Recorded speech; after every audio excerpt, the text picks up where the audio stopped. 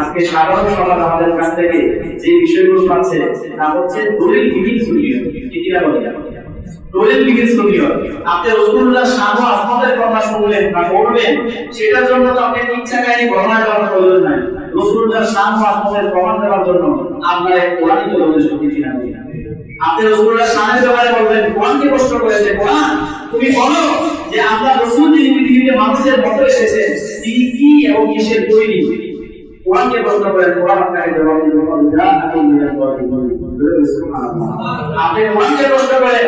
আজকে দেখেন মাঝে মাঝে বলে যাচ্ছে রাসূলুল্লাহ নাকি কোনো জ্ঞান ছিল না, তিনি নাকি ওয়াকাদিনা মারাসা আলিফ পেয়েছে, এগুলো নাকি করতে পারতেন না।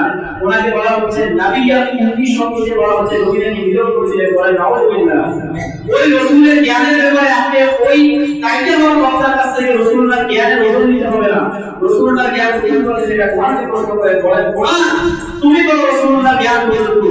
কোরআন আপনাকে বলে দিবে ওয়া আল্লামাকা মা লাম তাকুন তাআলাম। কোরআন বলে দিবে, আল্লাহ বলতেছেন ওয়া আল্লামাকা মা লাম তাকুন তাআলাম, হাবিব আমি আপনাকে শিখিয়ে দিচ্ছি যা আপনি জানতেন না। মা লাম তাকুন তাআলাম, যা আপনি জানতেন না। তাফসীরে জালালাইন সুস্পষ্টভাবে বলতেছেন সাইয়্যিদা আহকামি ওয়া গায়ব। রাসূলুল্লাহ জানা কি আল্লাহ রাসূলকে হুকুম করে জানাচ্ছেন, সেটা হচ্ছে শরীয়তের আহকাম এবং কমপ্লিটের জ্ঞান। যেই বিষয়গুলো পৃথিবীর কোনো মানুষ জানে না, এইরকম গোপনীয় কমপ্লিটের সমস্ত জ্ঞান আমার রাসূলকে শিখিয়েছেন। সুবহানাল্লাহ। আরো জিজ্ঞেস করেন, এই কোরআন তো এমন এক জ্ঞানের ভান্ডার, এই কোরআনের ব্যাপারে আল্লাহ সুবহানাহু ওয়া তাআলা বলেছেন আর রহমান আল্লামাল কোরআন। আমরা কোরআন শিখিয়ে দিয়েছেন, তো যেই কোরআনের মধ্যে বলা রহমানি ওয়া ইয়াসিন মিজাবি কিতাবি মুবিন, ছোট বড় যেমন কথা সূক্ষ্ম আত্ম এমন কোনো বিষয় নাই যেটা এই কোরআনের মধ্যে আছে। সুবহানাল্লাহ। ওই কোরআন আল্লাহ নবীকে শিখিয়েছেন, তাহলে জ্ঞানের কিছু বাকি আছে। তাহলে আপনি জ্ঞানের খবর কেন বান্দার কাছ থেকে নিতে হবে? আপনি কোরআনকে প্রশ্ন করেন, কোরআন রাসূলুল্লাহ জ্ঞানের পরিধি রাসূলুল্লাহ সিনা ওয়ার কতটুকু প্রশস্ত ছিল, কোরআন আপনাকে দিবে আমার নাম রাহমানা সদর। কোরআন বলে দিবে, হাবিব আমি কি আপনার বক্তব্য প্রশস্ত করি নাই? তো রাসূলুল্লাহ বক্তব্যে আল্লাহ প্রশস্ত করেছেন, কত বেশি করেছেন, তার সীমা একমাত্র গিয়ে যাবে। আপনি আমি কি বলতে সেটা বলতে পারবো না। তো রাসূলুল্লাহ চরিত্র সম্পর্কে যদি প্রশ্ন করেন, আজকে দেখেন ইউনিভার্সিটিতে পড়াশোনা করে একটা পর্যায়ে বাঙালি গবেষণা করতে করতে ইতিহাসে ঢুকে সেখান থেকে গিয়ে বলে যে আমাদের এই কথা আছে কিনা বলেন।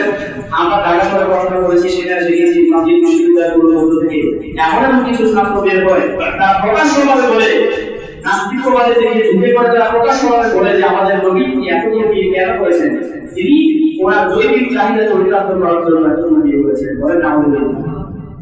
কেন মতের জন্য নামটি বিয়ে কেন রাসূলুল্লাহ 11টা 12টা 13টা বিয়ে করেছেন? এই যে প্রশ্ন শুনেছি আপনারা বলেন, এই প্রশ্নগুলো কেন আছে? নাস্তিকবাদ আমাদের মধ্যে ঢুকে যাচ্ছে এই জন্য। তো যারা এই প্রশ্ন করে তাদের জন্য জবাব তো আরশে আজিম থেকে এসেছে। আল্লাহ নবীজিকে সামনে দিচ্ছে, হাবিব আপনার বিবাহ নিয়ে আপনার চরিত্রে যারা কথা বলবে তাদের জবাবটা আপনি দেওয়া লাগবে, তাদের জবাব আমি দিয়ে দিচ্ছি। আপনার চরিত্রের ব্যাপারে আপনি নিশ্চিত থাকবেন, নিশ্চয়ই আপনাকে আমি আল্লাহ উত্তম এবং মহান চরিত্র দান করেছি। সুবহানাল্লাহ। তো মহান চরিত্রের মধ্যে কোনো স্বল্প থাকে না। তো যেই রাসূলের চরিত্র কোরআন বলতেছে মহান চরিত্র, ওনার চরিত্র নিয়ে কথা বলার দুঃসংখ্যার আছে নাই।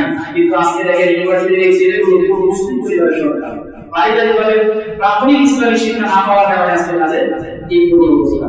আমরা বাবা জানেন আপনাদের ছেলে মেয়েদেরকে ধর্মীয় বিশেষ সঠিক শিক্ষা প্রদান করবে, কখনো যেন তারা এই যুগের যে বিভ্রান্তিগুলো রয়েছে এইগুলো থেকে ঝুঁকে না পড়ে, এই ব্যাপারে বারবার সচেতন করবে। আল্লাহ